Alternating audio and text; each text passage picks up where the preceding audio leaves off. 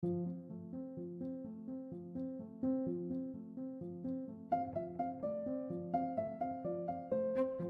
everybody, and welcome to That's Peculiar. I'm Nathan. I'm Andra. We've got another exciting episode today. I actually have a fun fact today. So do I. You have two fun facts today. That's exciting. All right. So my fun fact is you can actually die from laughing. Really? Yes. Typically, the intense laughter can cause a heart attack or a suffocation. Well, yeah. I guess that's fair. When somebody's tickling you and they won't stop, and you're like, I can't breathe. If you tickle me, I'm not responsible for any injuries you might get. Yeah, I will punch you, kick you. My fun fact is a little more in depth, and I got some detail because I figured you were going to ask. The roller coaster was invented, the roller coaster in America was invented to stop Americans from sin. What? Yeah. What? LaMarcus Adna Thompson was worried the USA was sliding into like a cesspool of immortality. Morality. Yeah, sorry. But a T or a... Not immortality, immorality. We gotta stop the immortality, guys. And sensing a rise in naughty antics, he followed it was like the end of the American Civil War. He decided he needed to have a compelling distraction and draw sinners away from like pubs, casinos, and dance halls. Roller coaster was born. In the late 19th century, LaMarcus Adna Thompson, who is the inventor of a seamless stocking machine, he sold this, and a devout Christian, he sold his stocking company. And in 1881, he drafted designs for the 600-foot long and 50-foot high wooden switchback railway, which debuted in Coney Island in June of 1884. Really cool. Definitely didn't stop people from sinning, though. Fortunately for them. This, I just want to say, it's not the first roller coaster in history. It said it was the American roller coaster. Yeah, he earned the title because of this, called Father Gravity. But the world's oldest roller coaster descended from the Russian mountains, and it was hills of ice built in the 17th century for the purpose of sliding, located in the Gardens Palace around the Russian capital, St. Petersburg. Really cool. Sorry. You okay? Yeah, I have a tickle in my throat all of a sudden. Just have a sip of wine. Yeah, I'm trying. Today I'm drinking a Shiraz. Love Shiraz. Mm-hmm. That's good. How old is it? 2017. Love Shiraz. Kind of tastes like honey. Yeah, it's like they're sweeter. I like it. I'm drinking a pre-mixed Smith Margarita. With tequila? It has tequila in it. Jose Cuervo, I think. What is a Christmas margarita? Got like cinnamon and spices in it. So it's like drinking Christmas in a cup. And I have sugar around the rim. So it's... Yeah, I noticed you took the time to rim it. I actually didn't. Roth did it for me. Roth. Lay it on me. What are we talking about today? Okay, so this episode is a little different, but I think it's very fun. What does different mean? You'll see. This is actually something I personally have wanted to do for a while. So I'm glad we have like this outlet because it just kind of made me do it. We are talking about old superstitions and where they come from. Superstitions like walking under a ladder. Yeah. In mirrors. Yeah. Okay, yeah. Well, how many? Breaking of mirror is my first one. Okay, so we're going to go through like a handful of them. Yes. Cool. Okay, I'm like, is there just one really big one that we're going to talk about? No. So that's what I mean. It's a little different. So superstitions, for anyone who doesn't know, is actually all over in all cultures. A superstition is a widely held but unjustified belief in supernatural causation leading to a certain consequence of an action or event based on a practical or practiced belief. So it's based on one. It doesn't mean that it's really practical, though. It's just unjustified belief. That's what it's called. I feel like a lot of them, like there was a reason it started. Right. Yeah. That's always what intrigued me too. Is like, well, why is that a superstition? That's what I was wondering. What's interesting is digging into these, you find answers, but they're also kind of just humans are said to like naturally follow patterns. So it's not surprising that we're prone to superstitions, but it's interesting that it's like we've just heard this as a kid, and then like that's our belief after that. I mean, it's so interesting. Got people that they knock on the plane before they walk onto the aircraft. They feel like if they don't, then they'll perish. That would be a good one. Okay. So the first one we're talking about is breaking a mirror, bringing 7 years of bad luck. This one comes from ancient Greek and Rome. Have to do with their the goddess. Oh, dang it. I thought I was on to something. The Greek societies believed the reflections revealed a person's soul. Now, mixed with that, Romans believed a person's life renews every 7 years. So together, it's bad luck every 7 years, but it's replenished after the 7 years. Romans were also the first to manufacture mirrors. And if you broke one, it was considered so disrespectful that the gods would rain bad luck upon you. This was before mirrors were made out of glass. They used to be made out of polished metal. Literally just polished. Like really shone. Well. They really shown it. But so I understand that because they were just like, you are being so disrespectful with this. And like your reflection has your soul in it and stuff. Mirrors weren't made out of glass until the 3rd century. So still very early. Yeah. 3rd century is very early, but it's really interesting. It's polished. So I'm feeling like if you actually polished metal, it would still take a while. I still feel like the reflection even wouldn't be that great. Personally. No, it's not, but they didn't start making glass until later, so. Okay. Well, that's so interesting. How would you break a metal mirror? Exactly.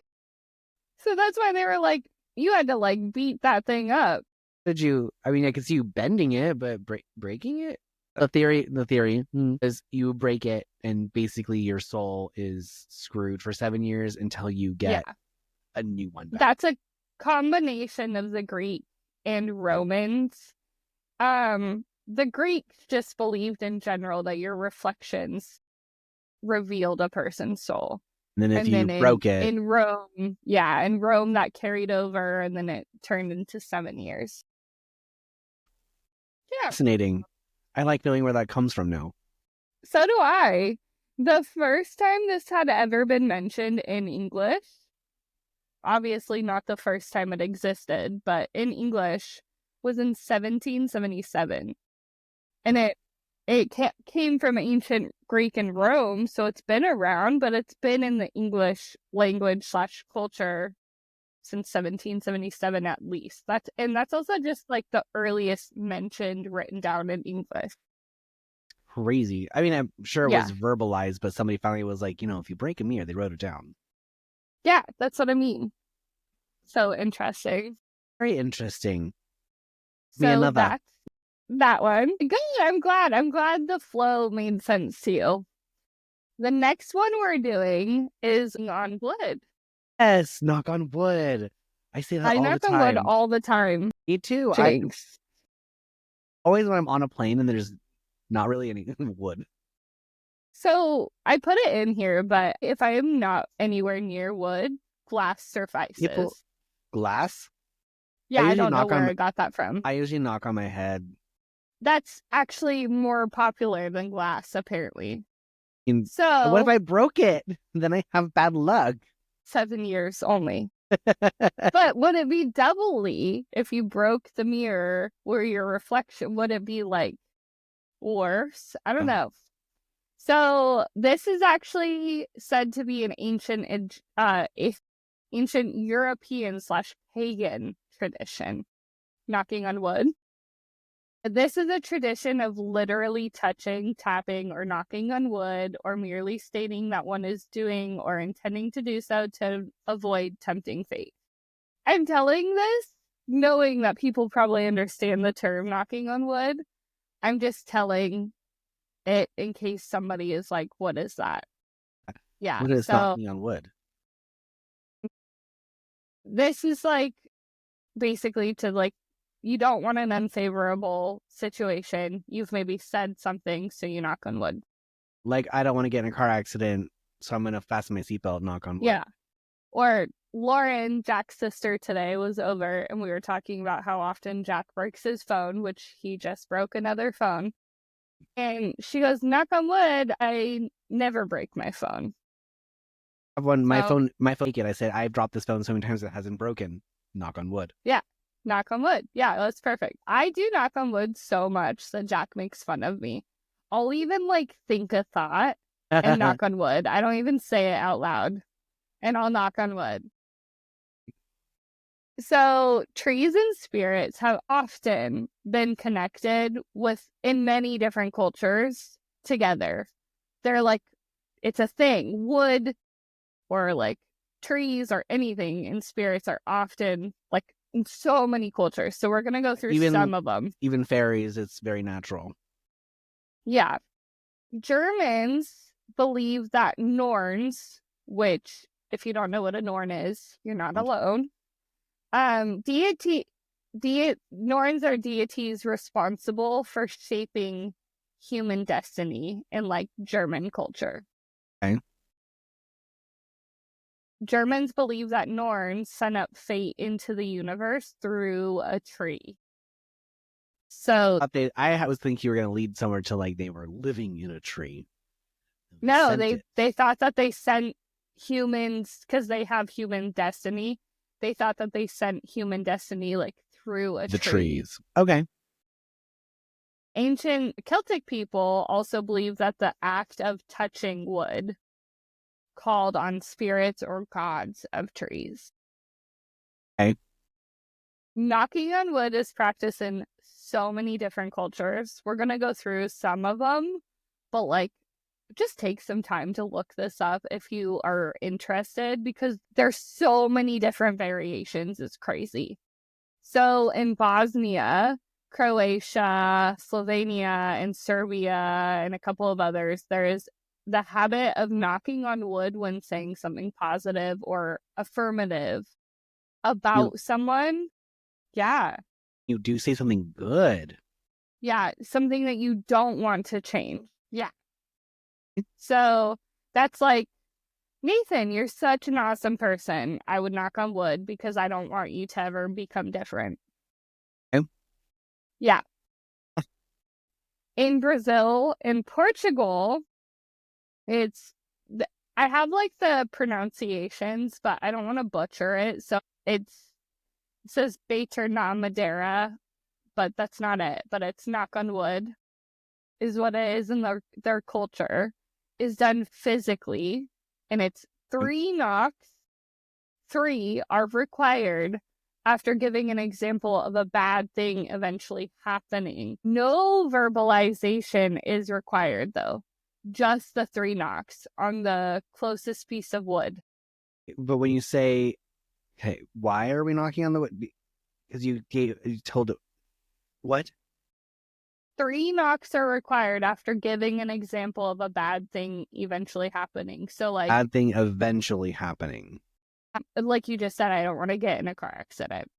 So it's kind of similar to what we do now. Right, but it's 3 knocks. That's 3. I usually knock twice. I knock twice. Where does that come from? No, I am so glad that it's not just me. I was reading this, and it's mainly 3 knocks, and I was like, where the hell did I pick up 2? I always knocked twice. Guess I gotta pick it up and knock one more time. Well, I actually have a theory, so let's keep going. Cool.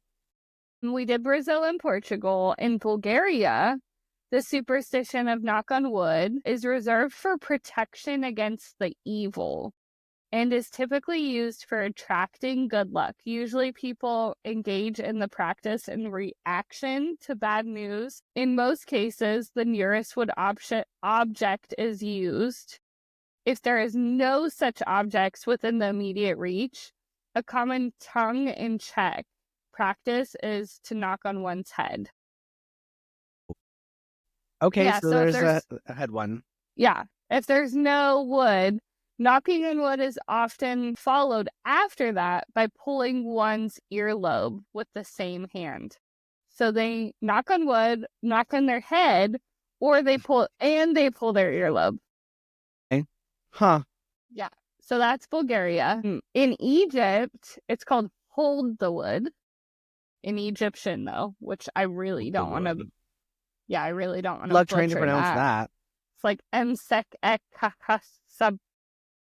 No, I would say that wasn't terrible. Thank you. I mean, anybody in my personal non-Egyptian speaking white person, I think that sounded pretty good. It sounded all right. All right. Well, it's called hold the wood is said when mentioning either good luck one has had in the past or hopes of in the future. The win when I go to the casino. Hold wood. Yeah, knock on, or yeah, hold wood. You're right. It is hold wood. When referring to past good luck, the expression is usually used in hopes of a good thing continuing to occur via its spoken acknowledgement, as well as preventing envy. I thought that was interesting. Yeah. So if somebody has maybe some good luck that you have had in fortune, like previously, holding the wood is supposed to stop from envy. Or like if you think somebody is so beautiful, you hold the wood to like, shouldn't do that gesture too much, but you hold the wood to like, they're beautiful, but I won't envy them. I thought that was actually like really beautiful. You mean from envying them, hold the wood? Yeah. Okay. Something I also want to note, like I haven't been to Egypt, but I find that anything I know about Egyptian anything in history, it doesn't have a lot of wood. So I also feel like that's something to maybe think about. Like maybe that's why it's hold the wood. Maybe you just have like a little piece or something with you. Do you know of a lot of wood in Egyptian culture? They use built with mud and straw mostly. Yeah, that's what I know of. I'm only saying that because I'm thinking of the Prince of Egypt and the whole song of on water straw and mud. Yeah, I love the Prince of Egypt. And why is it not on Disney? It's not Disney. It's DreamWorks. Oh my God, really? Wow. Also, why Shrek is not on? Well, I feel like they have a DreamWorks button on my Disney. They have Pixar for sure, but I feel like they had DreamWorks. I think so. I'm going to look and take a photo for you later. We'll discuss this later.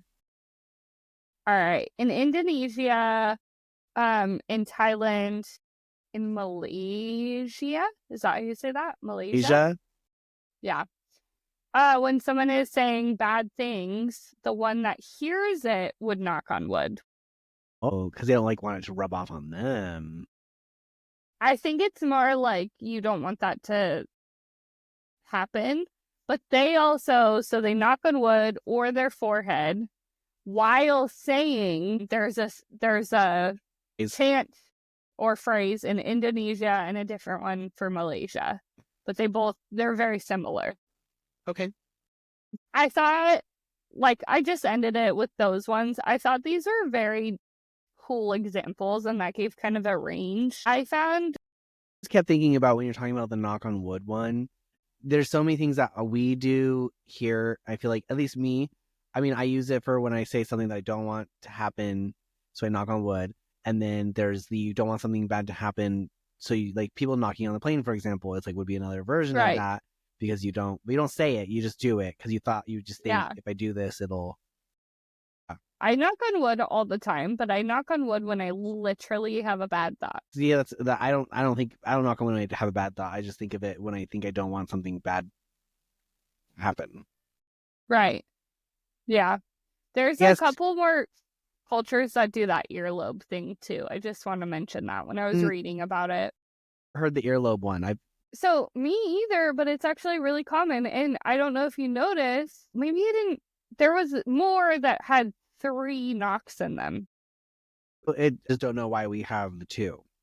Well, okay. So I actually found, because I said for me, like I knock on wood twice or I'll do glass. And I said, I don't know where I got this from. I cannot remember. But for me, it's always been twice. And if people knock extra, I'm like, no. You just you have to redo that. Okay. 2. Twice. So I found none other similar than in Turkey. So in Turkey, when somebody hears a bad thing, they usually, along with pulling on one earlobe, they knock on wood twice to prevent that thing from happening.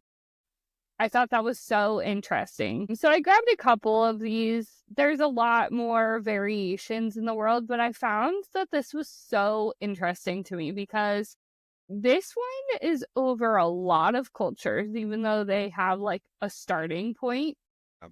A lot of different cultures have something similar, just a different kind of variation of it. It's very interesting to me, this one particularly, knocking on wood.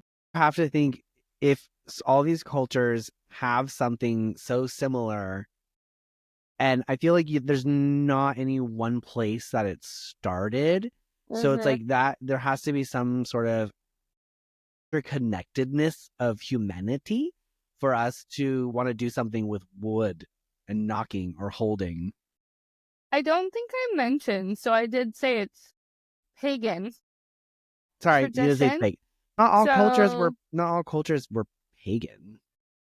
No, but pagan is one of the earliest religions, so to speak, that were out there. It's ancient European / pagan tradition. That is a tradition of touching or tapping, but it's intended to do so for tempting fate. That's what they believed. So in pagan tradition. So I do find that maybe that's kind of the tie a little bit. It started with paganism. Well, it started with one of the earliest religions that ended up, other religions came about them, but it's kind of like people playing this telephone game. And then every culture ends up being like, man, we can't knock on. I guess we'll hold wood or something.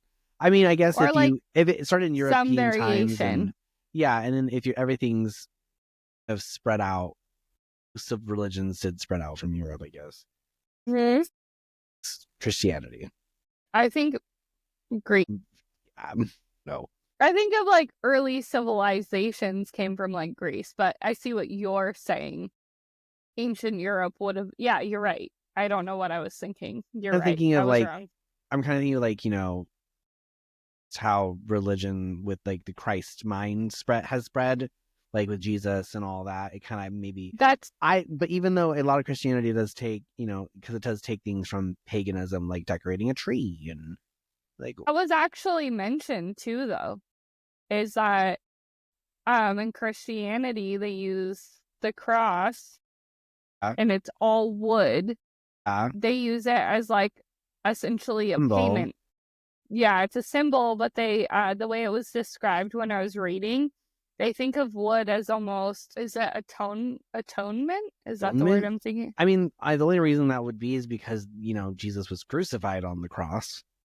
Yeah, that's the only thing if I'm tying to it. That's why I didn't put it in here, because I don't know enough about most of that. But wood, water is stones. Wood, water, and stone is in a lot of religions. I mean, that's one of the most, and earth and all that stuff is the most, we have the most of it. Yes. I just find all that so interesting. The next one. Mm-hmm. Opening an umbrella indoors. God, thank you. Okay, I know it's bad luck to open an umbrella indoors, but I don't know what kind of bad luck do you get. I don't understand why. Like, I know I'm not supposed to, but I have. So I gotta be honest, that is not clear. Hey, so it's just you don't want bad luck, don't open an umbrella inside. There's an idea behind it, but let's go through. Please. This has roots in the Victorian era as well as ancient Egypt. The umbrella is said to have been invented by Egyptians to cover pharaohs in ancient times. For shading. Isn't that like, do you know that? Did you know that? I find that to be so mind-boggling. I'm like, this umbrella has just been around. Although what is described is that it was kind of more of like a sunshade setup. Yeah. That's what it would be. It didn't have all. Well, I just mean it didn't have, today we have like a button you push and it's up. Impressed if they found an ancient Egyptian umbrella that did that. I'd be very impressed. So it's nothing quite like that, but it is like, from what I read, it sounds like it's something that just stayed open and never closed. So they figured out the contraption, but not like the closure of it. I wonder if they kind of think of more like a, you know how we have the sunshade canopies that open from the middle? That's like a giant, I think it's kind of more like that, like a big one that never closed, and they kind of just had it set there. So what I read, yes, you're on something, but what I also read is they could hang off of, I guess, pyramids, buildings, whatever they had. Kind of like our version of sunshades that hang between our buildings. So like, like the triangle ones? Yeah. That's, yeah. I think they call them sails or something. Great. No, let's go with sails. That sounds right. But yeah, it said that they were kind of, but you are also correct in the fact of saying like, they just hung open, kind of similar to our like sunshades on tables. And they had, sounds to me like it was kind of more of that shape rather than flat like our sunshades. So it's, combo. Historians currently speculate on where the superstition came from. So I want to mention that there's nothing particular, especially from in ancient Egypt, that they have. It's mainly speculations. One is that an open umbrella indoors and away from the sun would anger the sun deity. Ra. I think it's deity, but Ra. Another is that the peacock feather parasols were meant to mimic the sky deity Nut, and a person of non-nobility stepping under the shade was sacrilege. Step into the shade of the peacock of a person who is non-nobility, because these were for their pharaohs only. I mean, that is actually depicted in Prince of Egypt. Remember, they're like in the sun building the buildings, and then they're up. The pharaohs are under the shade eating grapes and wine and water and whatever else. That's so interesting that because it's made out of peacock, it's supposed to symbolize that a non-noble person stepping into the shade is sacrilege. How dare you try to get out of the sun? I think that actually maybe happens in Prince of Egypt, and then they like whip the guy to death. It's in the very beginning. Just whip him because he's a slave. They whip him because he's a slave. No, something happens in the very beginning of Prince of Egypt, and it's somebody working. Yes, he's a slave, and they were whipping him already, but I feel like he like falls or does something he wasn't supposed to. You're talking about the old guy that has trouble getting up, and the guy picks him up and throws him.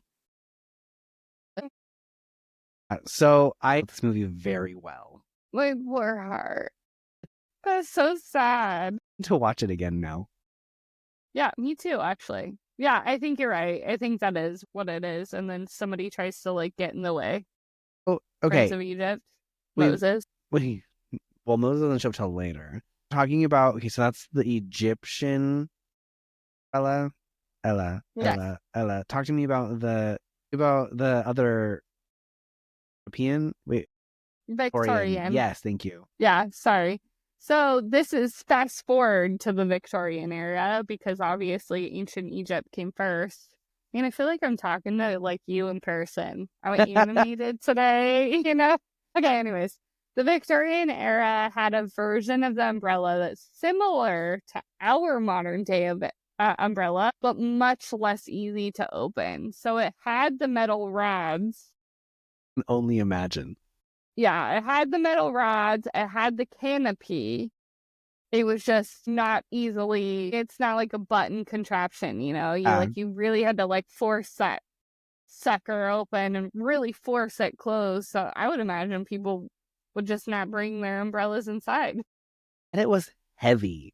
Yeah, I think it was heavy. Sorry, I got a message. It would have been pretty heavy. Okay, so when you go to the Victorian era, then I feel like our current modern bad luck umbrella comes from the Victorian era versus Egyptian. Well, I'm going to talk about one other culture. Another one. Well, it's just what I found. And I thought this was good enough to mention. So what's interesting is there's not a whole lot of info about the bad luck. But like I said, the Egyptian era, it's like sacrilege if you're not nobility, right? In the Chinese culture, it is said that you should never give an umbrella as a gift because the word itself is close to the Chinese word breaking up. What? I put in my notes, I was like, could you imagine breaking up with somebody and you just like hand them an umbrella? We're done. Here's an umbrella. Out of my life. This. Like no words, just happy birthday, umbrella. Goodbye. Umbrella. See you later, right? Done here. It sounds better than like the text, like you done, I done. You know? It's me, not you. Not me. I mean, it's me. What is the movie where she's like, is you? I don't know. I feel like I just watched it. It's Euro Trip. I have not just watched that. That was a long time ago. It's her in that she was like, it's me. It's not you. And then she goes, there I go, lying again. It is you. I should jack that movie this year. I cannot believe he's never seen it before. Okay, so practically speaking, the Victorians might have the strongest case, though. So you're correct for not opening an umbrella inside. Their logic still holds true today. This is all based on the historians, okay? An umbrella can cause damage if it's open too close to another person, a piece of fragile art, or valuable item. Yeah. And bringing in a wet umbrella in the reopening on your way out the door can leave the floor wet and slippery, causing damage to a property of a person. So they got bad luck from that. Yeah, they're just physically cause damage. It's just rude. That's what I would figure. Like you can poke someone's eye out, you could rip the chandelier off the ceiling, you could damage someone's pieces of art. Yeah. I get that. I looked hard into this. The theory behind it is not super clear. The only one that kind of has like something spiritual to it, to me, was the Egyptians. I mean, it doesn't have to be, I mean, I guess it doesn't have to be spiritual necessarily for a superstition, but I don't know. I don't understand how all of a sudden, like from being rude to having bad luck, that would. To bad luck. Yeah. I know. How do you go from rude to bad luck? Like maybe if you're rude to me, I'm going to curse you and now you have bad luck. The way I kind of think of it when I was doing research, I feel like I have to sneeze. The way I think of it when I was doing research, thank you, that helped, is I think it started out as this is like in ancient culture, it's something that shades people of higher value than everybody gets. value, I'm putting that in quotes, like pharaohs. Then everybody starts getting umbrellas. I feel like the bad luck from it comes to like, okay, you can damage our homes, damage this, damage that. You're supposed to be a pharaoh. I feel like it could be a combination of it, if that makes sense. And then if you're opening inside, it's like you're being rude, but also maybe undeserving of having the umbrella if you're going to do that. That's the way I kind of thought of it. Okay. Because I never really understood the big deal about opening an umbrella inside, so I don't know, but I follow it. I try not to, only because I don't want to get things wet or damage something if it hits something. That's literally the only reason why. Like if am I in a big department store, I might open an umbrella because there's nothing around. I got an umbrella from Jack. I know it's so silly. I think it was a Valentine's Day gift. They open it and you said no. No, he opened it and I was like, get out. But he got me a clear one. I don't know if you guys, I love them. I love those clear ones because I can still see the sky and everything. It's so cute. Yeah, even though it's raining. I'm going on a bachelorette trip this weekend to Santa Cruz, and it's supposed to rain all weekend. Bringing Emma, it. Yeah, Emma, my friend, was like, bring an umbrella, and I was like, you betcha. My Valentine's Day gift. I'm bringing this.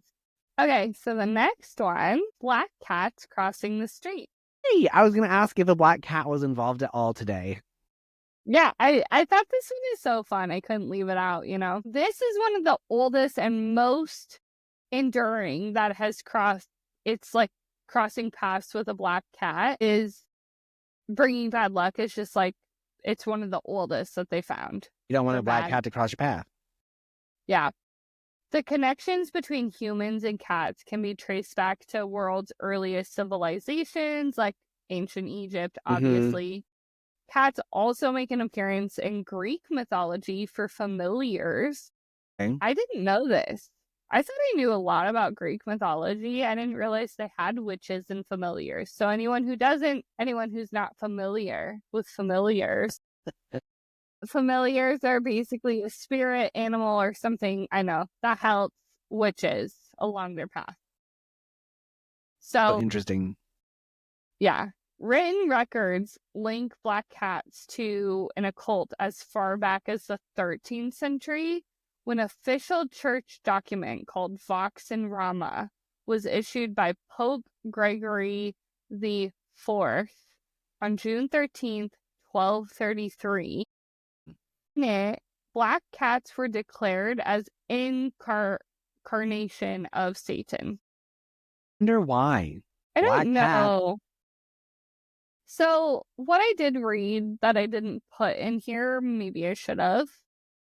Cats in some cultures are deemed higher than, right? I mean, in Egypt, they were known to guard the underworld. And they're also, they're like goddesses as well in some cultures. Yes. In others, they're like the slum of the world, but black cats. So black felines have always been kind of considered in some cultures to be like mystifying. They don't understand them. They're not, a dog, you pet them, they love you. You feed them, they love you. A cat can turn on you in a second. I think that's what makes people nervous. But black cats specifically, they think ended up coming because you can't see them at night. That's what I read. Sneaking up on you? Well, they can cross your path without you knowing. It's just a theory. It's a theory that was out there, and I didn't put it in here, but now that I'm doing it, I actually think it might be worth something. So black cats were declared an incarnation of Satan. Cats also became inextricably linked to witches in medieval Europe. Yes. According to Cedric Fallingstar, Wiccan priest and author of Broth and Cauldron, a wisdom journey through everyday magic, witches were the pre-Christian pagan practitioners of Europe. Yeah. I don't think that, but I don't think pagan and Christianity, you might have more of an answer, but I don't view it that way. I don't think paganism and Christianity are that linked, but according to them, pagans were the pre-Christians of Europe. It's only the pagan symbols and certain rituals that Christians do was taken from paganism. Was taken. That's the operative word, taken. It was, but the thing that it was taken not out of respect, it was taken as a way to try and make paganism disappear by taking it and appropriating it to a different belief. So, like decorating a tree, like we're gonna get into that has this. nothing to do with like any Bible story, but it does with paganism. So it's symbols and things that were taken from it and appropriated. I actually forgot about that. Didn't animals like gather around the tree and stuff too? We should do an episode on that. Animals gathered around the tree, but they were supposedly, at the birth. The reason why they put a star on the tree is to represent the star that showed the three wise men where to go. And the whole pagan Christian thing is very convoluted, and there's a lot of detail to it, and it can be very, I guess it also depends on who you're talking to. I am so happy that you know so much about this, because I don't have that same background that you have in the church. My mom was just very like, do what you want, believe what you want, I don't care. And then as of, how old's my mom? 52-year-old. She all of a sudden decided to be Catholic. I don't know if I told you that. My mom just went through the whole process of becoming Catholic. Wow, that's a lot of work. Just become a Christian is really easy. Yeah, she couldn't join the church without somebody like backing her. Isn't that weird? Feels like a mob. Never heard of that before. That's why I would just be like, I'm a Christian. My mom said that Jesus is in my heart now. She had to be accepted by somebody in the church that had to like, I don't know if it's like, yeah, essentially vouch for her. And then she had to go through another process. She had to go through like schooling. Mm-hmm. And then it was seminary? It's been months. And then my mom was married, for anyone, I mean, this is kind of personal, I guess, but she's now divorced. But she couldn't get into the church unless Kenny, my stepdad, signed off on her joining a Catholic church. But he wouldn't sign the paperwork because he sucks. So she is now divorced and can get into the Catholic Church. Isn't it so wild? It is bizarre. I've never heard that. Yeah, whatever. And I'm like, they've been basically getting divorced for like 5 years. Just let the lady in the church if she wants to go. I don't know. Just go Christian. Anyways. There you go. Move on. So back to the story. Witches were the pre-Christian pagan. The early Christian church. So we're moving into actually Christian in Europe, coexisted with what they considered as witches or pagans, or maybe don't link those two together because pagans had a kind of separate idea. I'm just gonna note that. But as a church, they coexisted, and then when they gained power, it's like they shifted. They changed their mind. That when the church began hunting and persecuting and torturing and killing witches, it's like, I don't know, they coexisted and then they didn't like it all of a sudden when they felt like witches were better at compelling people. Yeah, eventually, and this is according to Cedrin Falling Star. This is all like, she's a Wiccan priestess. An author, an author of Broth from the Cauldron, a wisdom journey through everyday magic. That's so it's interesting. Broth of the Cauldron, semicolon. Anyways, she explains this whole process of like the church being with witches at first. This is according to her. I'm not stating this as a fact. It's just one of the sources that you used. Mm-hmm. She's stating that witches and the Christian church co-aligned. They picked up a lot of pagan beliefs. And then when paganism felt stronger than Christianity, they basically started hunting witches. So I'm not going to put a whole lot of claim into that. I'm just giving facts that I found. Or maybe not facts. Information. I'm giving information that I found. Yeah. Took me a second. Eventually, the fear surrounding around black cats and their association with witchcraft made its way across the Atlantic, courtesy of, obviously, Puritan colonists. They moved their fear over, but this obviously stems from the Christian church, or like Puritan, which eventually stemmed from that. Yes. Some people even went as far as blaming cats for spreading the bubonic plague. And they started killing cats. Interesting. Yeah. It didn't go well, obviously, because the plague is not because of cats. Definitely, that was incorrect information that they received. The crossing of path came into play because it could be the devil in disguise. This is said earlier. That cats are demonic. Yeah. Incarnate. So the crossing of paths, because it could be the devil in disguise and no one wants to cross paths with the devil, this explains the bad omen of cats crossing. If they cross your path, they think it's the devil. But I want to know, cats are also considered good luck in some cultures, including black cats. So if you own a black cat, we love them. Black cat? We love the felines. You have a black cat. I had. I was like, what? So you cool. Do? I loved him. He was awesome. Yeah, no babies. Next? Jack wants a cat.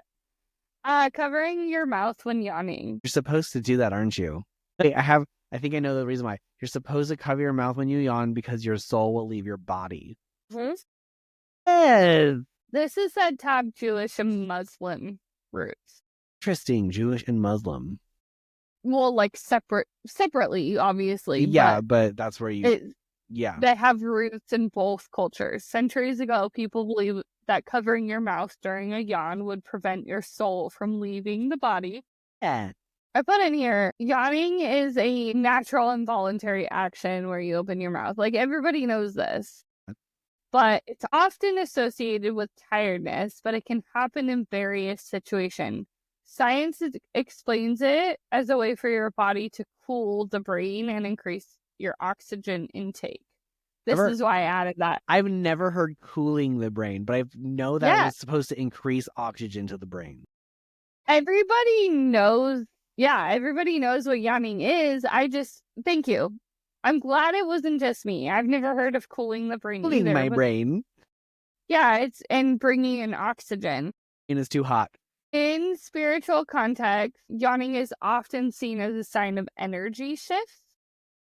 You may yawn when you're in the presence of somebody with different energy, vibration, and you're releasing the negative energy from your own system. Heard that too. I put in my notes, like, this checks out. Sometimes when you're in company of somebody you don't like, or like in a class you don't like, and you just yawn extra, you're not necessarily tired because you can go to the next class and be totally fine. But like, I feel like that kind of checks out, I've done that. And then people also think yawning is contagious. It is. Yeah, I know. It's a parasite. I think it's like, I want to yawn right now. I want to yawn because we're talking about it. Yeah, one person yawns and suddenly everyone else does too. From a spiritual perspective, this is because yawning connects us to each other's energy fields. It's like we're sharing the same energetic space. Stop it. Empaths are often highly sensitive to other people's energies and are often more prone to yawning in social situations. Are you laughing? Because I'm trying not to yawn. I feel it. I feel already it in my yawned. I feel so much better because I yawn. Okay. I should have been yawn. Feel better?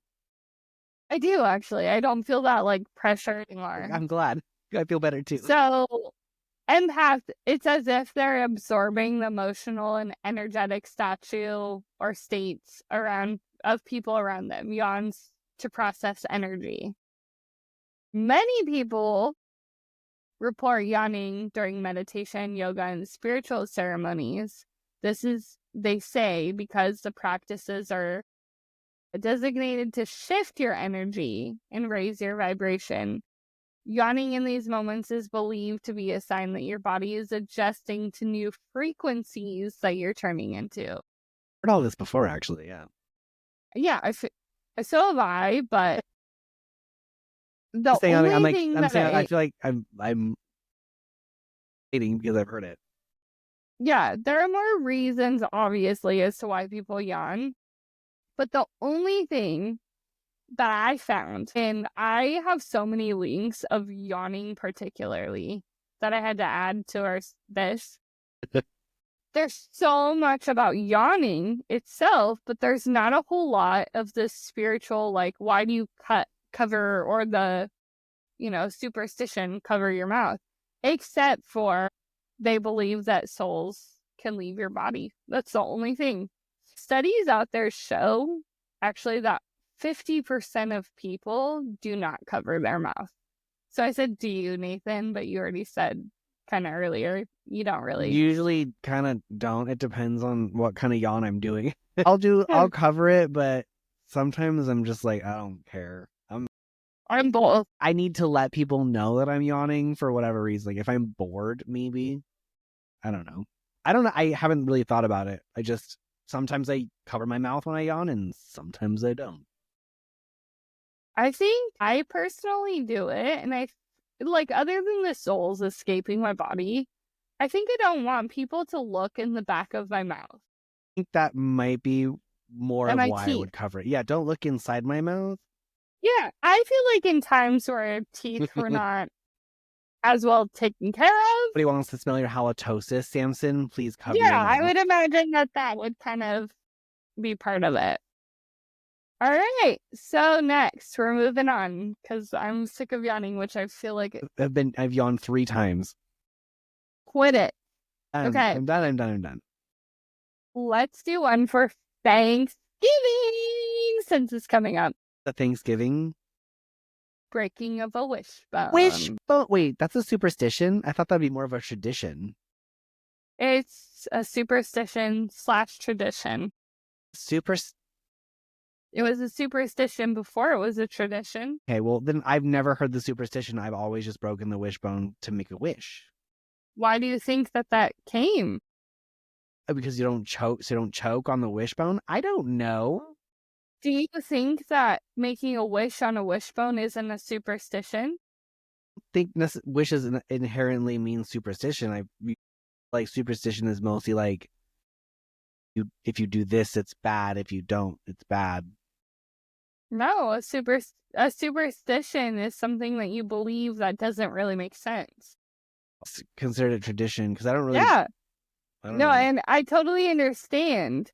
So when I came across this, I was like, oh, you're right. That is kind of a superstition because it's something that doesn't actually make sense. We do it. Yeah, that's a superstition. Never thought about it that way. I always just considered it a tradition that we always did because it was something fun to do. Me too. Yeah, me too. Okay, well, let's get into it. Wishbones are often found in bird skeletons. That's something I did not know. Yeah, it's mainly only bird skeletons, but have also been found in dinosaur skeletons. I figured. But for anybody who doesn't know, the dinosaur skeletons, that makes sense because a lot of our chickens and birds are the closest ancestors to dinosaurs. You would not believe how many people do not know that. They're starting to actually think that their current illustrations of dinosaurs are incorrect, and they are starting to add feathers. Wow. Because that's actually very cool and interesting because we've only ever found their skeletons. So yeah. Yeah, this is way off topic, but that's fine. If you look at someone who you give someone the skeleton of a hippopotamus and you say, did this creature look like? They make it look so weird, but it's just a hippo that had extra fat that they don't have anymore, or the musculature anymore. Right. Oh. Yeah, no, It's interesting, and they have linked chickens to being the closest ancestor of dinosaurs for years. And then you look at But the a little lot of people still arms. think it's alligators. Oh, I mean, I'm And sure that's part of it, but meh. no, people just think that because, like you just said, it's how it's depicted. Haley. Yeah. So the history of breaking a wishbone for good luck goes back to Etruscans, an ancient Italian civilization. I have heard about them. Never heard of them. I have, but I swear, only on very certain documentaries. One of them is actually the Atlantis documentary done by James Cameron, the same guy that did Atlantis. I almost did the Atlantis today, and it's funny that this came up. But he talks about the Etruscans civilization, but it's an ancient Italian civilization. They believed that birds were able to predict the future and use wishbones as magical objects that could divine the weather and predict a person's fortune. Understand the tossing of the bones. It's always like bird bones. They would carve the runes in, and then they would. I saved the most interesting for last, I thought. Although, I can't say that because the knocking on wood Fascinating. is tied. Yeah, it's tied with this. The wishbone thing. Can you explain further, please? Because why would they think that a bird can predict the weather? I mean, they kind of can, but that's not. They just thought birds were magical beings. They can fly in the sky. I think that mainly is it. That some cultures believe that birds can go in between realms as well. That's not what I'm saying of this. I did read that they think birds are like the in-between. I could see that because they have the wings of angels and they're the only things that can fly. And some of them are really pretty. As far as their bones are lucky because they can predict the weather. And I mean, to an extent, yes, birds and animals can predict the weather, which is why they act not weird just before. The weather, though. It's not just the weather. They thought their skeletons were like. Sorry, I'm reading. They believe birds predict future, so it's not just weather. They did use bones to predict the weather, but like. It's more than that. But why would a bird so their bones can predict the future? I don't like. Why would a bird need to predict the future? I have a theory about the weather part. I don't really have a theory about the prediction of the future, other than the fact that they think in some cultures that they go through realms. Weather part makes sense because it's an animalistic instinct thing. Right. Future event thing, I'm not going to go and ask Polly if, so-and-so is going to die for whatever reason. You would have if you lived in ancient Italian. Doesn't make any sense. Civilization. That was creepy. Light just got brighter all of a sudden. Maybe it's telling you that the wishbone is real. And birds are better than you think. I am terrified of birds, so... Ross doesn't like birds either. He does not like... I hate birds. Thank you, Ross. I love Ross so much. Seriously, I love Ross. Birds are terrifying. I believe that. Anyway, so the Etruscan, I feel like I've heard both, so I'm just going to keep doing that. Etruscan, I've heard both of them. Spread to Rome, their view of like birds predicting the future, and then wishbones for weather. Yeah, that eventually spread to Rome.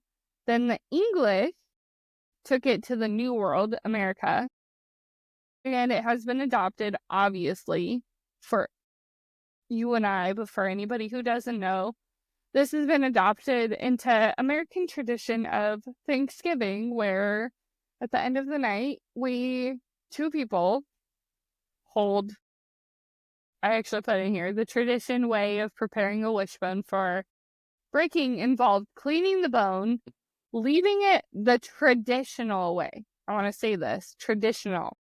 It involved cleaning the bone, leaving it aside for 3 days. So the number 3 comes back up for added luck. So interesting. When it's dry, the bone is easier to break. So then, you pull apart. I said a lot of us are aware of this tradition, but the bone can be held by little fingers, the thumb and the forefinger or index finger. Then pull on each side of the bone until it breaks while making a silent wish. This is for anybody that doesn't know. The person who ends up with the longer piece of the bone has the lucky break and their wish will come true. The person who has had a bad break, their wish will not be granted. If the wishbone breaks perfectly in half, never happens. Never. But both wishes come true. I'm just explaining this for anybody who does not know. I think most of us know. But the thing is, in American tradition, they grabbed this, all the way from ancient Italy, then it went to Rome, then it went to England, and then obviously we brought this over to America. The whole thing is stemmed from one idea of birds predicting the future. It's being magical. And then later in life, including now, a whole wishbone, like a wishbone necklace, a wishbone earring, a wishbone, you've seen it. They're symbols of luck. Together, is depicted as promise or potential or luck, like you just said.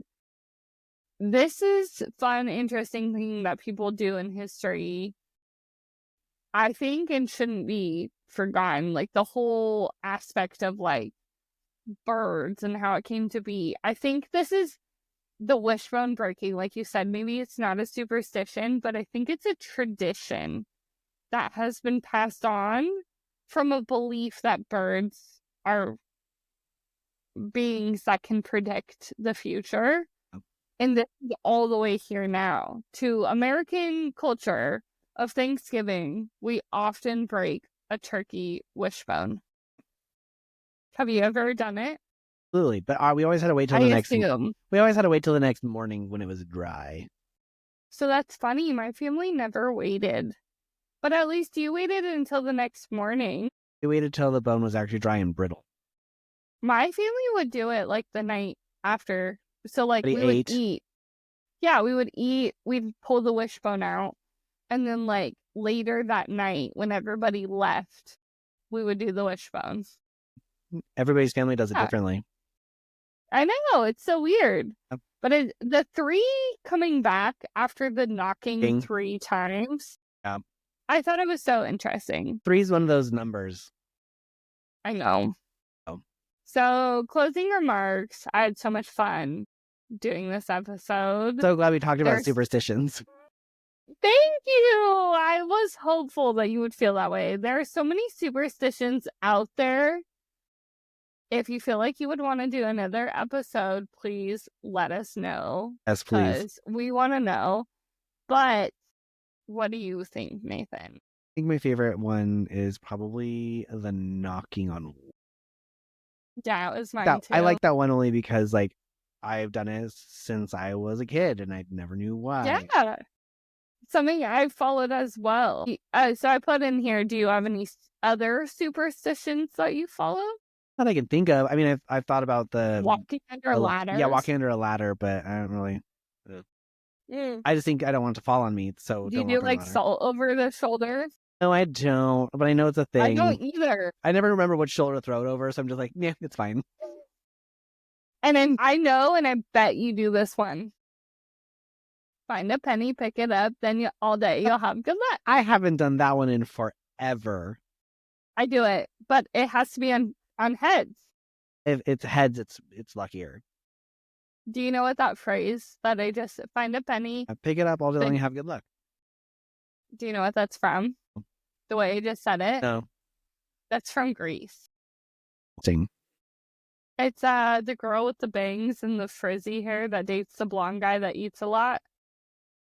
She says that in the very beginning of the movie. Okay, in Lizzie McGuire? What are you talking about? No, in Greece. Grease the movie, the musical. Yeah. Okay. Lizzie McGuire. I was thinking Lizzie McGuire for some reason. Fudge, did you get that? I don't have know. no idea. Either way, she's the one that says it, but I find it to be so interesting. And then I said on here, I don't think there are any really big takeaways, obviously, from this episode, but everybody's do you have any? Everybody's got their superstitions and everybody does their thing. And I'm pretty sure that some people have created their own superstitions based off of the habits of their own life.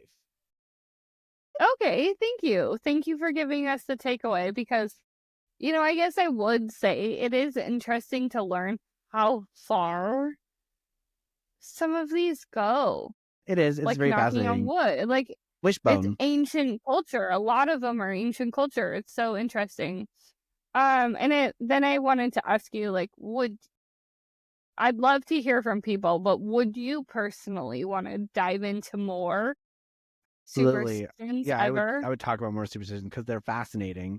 You are someone who has their own thing that they do, their own superstition that they have to do. Please leave a comment and tell us what you do and why you do it. Like, why is that something that you have to do? Like, I would even go into, I have to flick the light switch.